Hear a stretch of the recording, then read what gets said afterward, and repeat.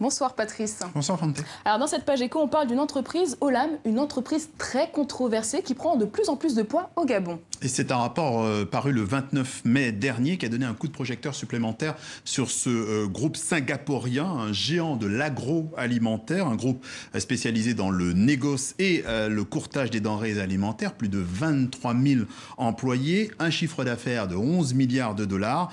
Le rapport en question fait le bilan des années 2010 à 2017, juste après le changement de stratégie d'Olam au Gabon. Et quelle est l'histoire de ce groupe au Gabon ? Eh bien, au départ, le groupe était centré sur l'exportation du bois. Mais l'arrivée au pouvoir d'Ali Bongo a coïncidé avec l'essor d'Olam, qui a investi ensuite dans l'agriculture, le forestier, les transports, la logistique et la santé. Il y a 15 jours, nous vous parlions, rappelez-vous, des zones économiques spéciales. Eh bien, au Gabon, la zone économique spéciale de Nkok a été cofinancée par Olam, un investissement qui se traduit aussi par de grosses exonérations fiscales, mais qui aurait relancé le dynamisme gabonais. Plus de 17 000 emplois créés de 2010 à 2017, la période visée par le rapport. Et ce rapport est-il fiable ? Eh bien, en tout cas, Marc Ona Essangui, son co-auteur, le défend, chargé du volet social. Le célèbre activiste gabonais de l'ONG environnementale Brain Forest a été très critiqué sur les réseaux sociaux. En fait, le fait qu'il ait participé à ce rapport a été perçu comme un reniement de son engagement environnemental.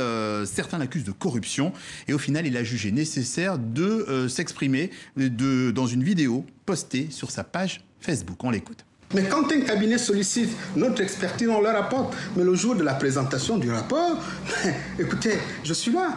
On a des faits, on les analyse.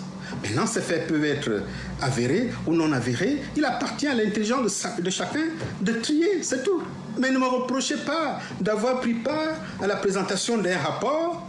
Et j'assume ce rapport parce que, écoutez, j'ai été associé, que ce soit avec le diable ou avec le fou. Ce travail est un travail qu'on fait pour le Gabon. Voilà, et dans ce rapport, rappelons-le, Marc Ona Essangui critique les choix d'Olam, dont les investissements n'ont pas, à ses yeux, concerné des projets qui améliorent les conditions de vie des populations. De son côté, le cabinet Maïs Moussi Consulting, qui a co-réalisé l'étude, fait 25 recommandations, notamment la création d'un fonds Olam pour les PME de la filière bois, le rattachement de chemin de fer transgabonais à la zone économique spéciale de Nkok et la publication d'un rapport qui fait un état des lieux annuel et transparent de la situation. Détail important, le document a été commandé par Olam lui-même, d'où les soupçons quant à l'indépendance de ses conclusions. On l'a compris, le poids d'Olam est évidemment très conséquent et donc très politique aussi. Oui, en effet, Olam est une entreprise de Singapour, je l'ai dit tout à l'heure, et elle est encore un nouveau venu économiquement dans ce pays, le Gabon. Olam est arrivé au Gabon à la fin des années 2000. Par sa seule présence, ce nouvel acteur bouscule un petit peu le jeu, et notamment l'influence de l'ancienne puissance coloniale qu'est la France, représentée sur place à travers des entreprises comme Bolloré et Total. La montée en puissance d'Olam dans tous les secteurs cités auparavant risque de créer des situations de monopole. Et ça, le rapport ne le dit pas beaucoup.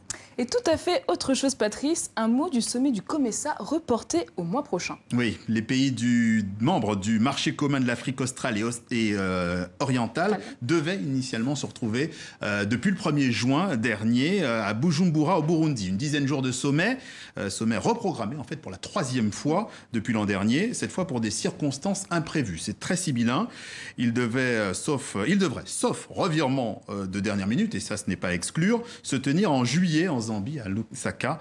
En attendant, les 44 hôtels de Bujumbura sélectionnés pour accueillir les participants font grise mine. On parle d'un manque à gagner pour eux d'1 200 000 $. Merci beaucoup, Patrice, pour vos explications. À dans 15 jours. À dans 15 jours.